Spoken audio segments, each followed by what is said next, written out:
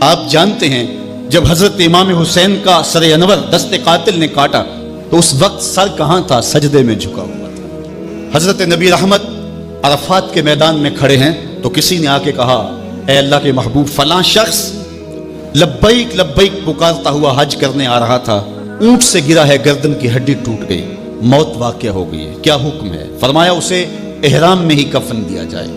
और फिर इरशाद फरमाया कल क़यामत के दिन जब कब्र से उठाया जाएगा, इसके लबों पे लब्बैक अल्लाहुम्मा लब्बैक की सदाएं होंगी, ये तलबिया पढ़ता हुआ उठेगा। तो ये हुजूर का फरमान सामने रखने के बाद हुसैन इब्ने अली का सर कातिल ने उस वक्त काटा जब सजदे में झुका था, और कब्रों से उठाए जाएंगे लेकिन हुसैन इब्ने अली का सर सजदे से उठाया जाएगा।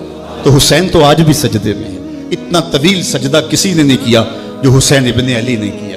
सर सजदे में झुका के कह रहे हैं, मालिक हुसैन की कुर्बानियां कबूल कर ले।